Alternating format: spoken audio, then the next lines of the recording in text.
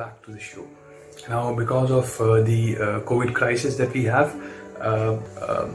आज जो हम लोग डिस्कस करने वाले हैं वो रिलेटेड है उस चीज़ से जो एक्चुअली में हो रही है बाहर.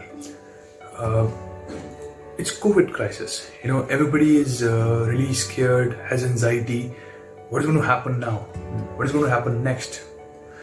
पहली चीज़ तो हम ये प्रे कर रहे हैं कि जल्दी से जल्दी ख़त्म हो जाए, और दूसरी चीज़ हम ये सोच रहे हैं कि जब ये ख़त्म हो जाएगा तो क्या होगा, specially to our travel industry. हमारी ट्रैवल इंडस्ट्री में या बाकी सारी इंडस्ट्रीज में क्या होगा. So I made a list of 5 points जो हो सकता है कि एक पॉसिबिलिटी हो right after this crisis is over. तो वो 5 चीज़ें जो हो सकती हैं कोविड-19 के ख़त्म होने के बाद इन ट्रैवल इंडस्ट्री, वो क्या है, right. So let's start. Number 1, because in this crisis all of us are really sitting at home, और हम लोग अपनी नेसेसिटीज पे ज़्यादा ध्यान रख रहे हैं. खाना, ब्रेड,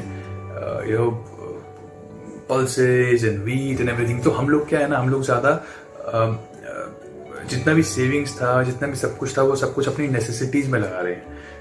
जनरली कई लोग जो है वो सेव करते हैं मेडिकल के लिए, या फिर वो सेव करते हैं लग्जरी के लिए. वो सारा का सारा पैसा जो है वो नेसेसिटी में चला गया. तो इसका मतलब ये है कि जो लग्जरी के लिए पैसा होगा लोगों के पास, वो कम हो जाएगा या खत्म हो जाएगा. तो इसीलिए जैसे ही कोविड क्राइसिस खत्म होगा तो हो सकता है there is a big possibility that the luxury travel, जो लोग लग्जरी के लिए ट्रैवल करते हैं, इंजॉय करने के लिए करते हैं, वो शायद शुरू के कुछ महीनों में इतना ऊपर जाएगा नहीं, वो थोड़ा सा कम रहेगा. क्योंकि people would not be able to spend money on that. Rather, people would want to earn money. और पैसा कमाने के लिए वो business travel ज़्यादा करेंगे. So हो सकता है कि after the COVID crisis is over for 9-10 months, there will be more of corporate and business travel, which is a big opportunity for the travel agents that, we should focus more on business travel than on luxury travel. So at the same time, हाँ, कुछ ना कुछ travel तो होगा, because, there are a lot of people who are sitting home and who are wanting to go out and travel. Credit cards सबके पास हैं, तो you can just swipe and go. But then the number of travel that would have been there अगर Covid crisis नहीं होता luxury में, तो वो अब बहुत कम हो जाएगा after this crisis, right? The second point is travel formalities. So travel formalities जो हैं वो शुरू से ही रही हैं. एक पासपोर्ट चाहिए आपको, पासपोर्ट पे वीज़ा चाहिए, और उससे फिर आप ट्रैवल कर लेते हो. हाँ, कुछ वैक्सीनेशंस कई कंट्रीज में जाने के लिए चाहिए होती है. हर कंट्री की एक अलग पॉलिसी होती है. लेकिन अब इसके बाद कहते हैं ना कि दूध का जरा छाछ भी फूक फूक कर पीता है. तो हो सकता है, और बहुत बड़ी पॉसिबिलिटी है, कि शायद जो ये कंट्रीज हैं, ये सारी की सारी कंट्रीज में वैक्सीनेशन का जो एक प्रोसीजर होता है वो बढ़ जाएगा. कि आपको एटलीस्ट इतने टेस्ट पास करने पड़ेंगे पहले, only then you will be able to enter to our country. नहीं तो आप नहीं कर सकते. और वो ऐसा इसीलिए करेंगे क्योंकि nobody wants this kind of disaster to happen again. So screening ज़्यादा होगी एयरपोर्ट्स पे, और थोड़ा सा प्रोसेस जो है वो हो सकता है ज़्यादा टफ हो जाए ट्रैवल का then before. At least for the first few months or first few years. So that's the second thing I think is going to happen. The third thing is the uneven growth of tourism industry. COVID-19 has not impacted all the countries in the same way. कोई country जो है बहुत ज़्यादा extremely impact हुई है, जैसे कि US, Italy, south Korea, और कुछ कंट्रीज में इतना इम्पैक्ट नहीं हुआ है. तो जब आपके कंट्री में इतना इम्पैक्ट नहीं हुआ है तो आपके लिए इससे बाहर आना आसान होगा, क्योंकि जो इलाज मिलेगा वो सारी कंट्रीज के लिए होगा. So everybody in the world would be able to implement that. But उसे बाहर निकलना उनके लिए बहुत मुश्किल होगा, जिनके लिए ये बहुत बड़ा क्राइसिस बन चुका है इस वक्त. तो पहले ये कंट्रीज अपने आप को इससे बाहर लेके आएंगे, और उसके बाद ही वो लोग अपने आप को टूरिज्म के लिए ढंग से खोलेंगे. नहीं तो उन लोगों के लिए भी खोलना बहुत मुश्किल हो जाएगा टूरिज्म के लिए, लोगों के लिए. सो that's another thing, that uneven growth in tourism industry. कुछ कंट्रीज ज़्यादा खुलेंगी, कुछ कंट्रीज कम खुलेंगी. So being a travel agent, I think we should focus more on countries जिनके यहाँ पर इतना इम्पैक्ट नहीं हुआ है, या फिर अगर हुआ भी है तो उनकी जो वापस आने की जो एक कैपेबिलिटी है वो बहुत फास्ट है. बाउंस बैक वो बहुत जल्दी कर सकते हैं, because of the money they have और because of the resources they have.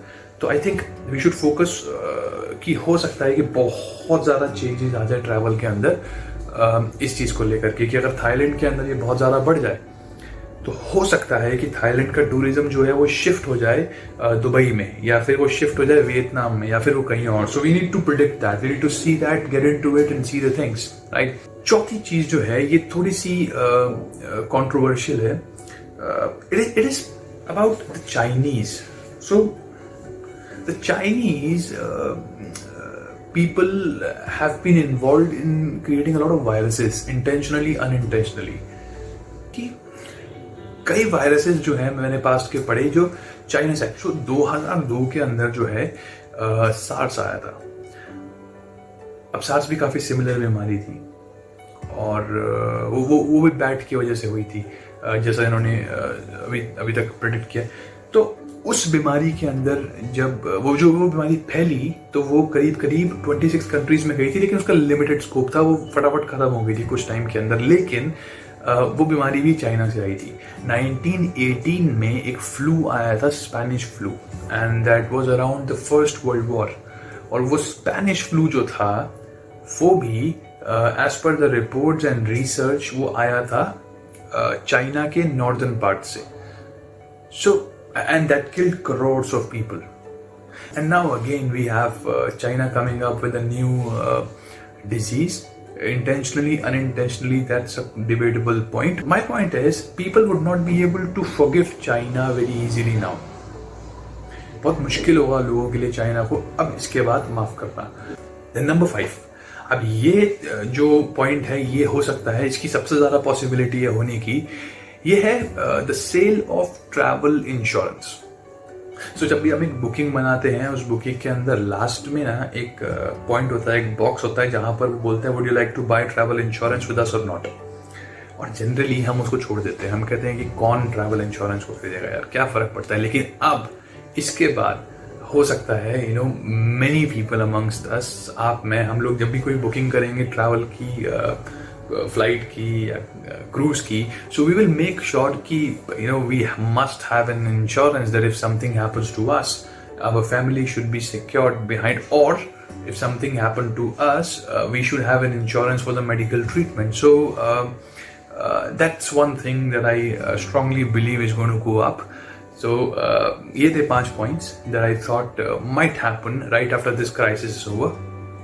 Please tell me आपको क्या लगता है कि जब ये क्राइसिस ओवर हो जाएगा तो ट्रैवल इंडस्ट्री के अंदर क्या फर्क पड़ेगा in the comment box. Alright, so I hope you stay safe, you stay at home, and we come out of this crisis as soon as possible. Thank you so much for watching this. I'll see you in the next one.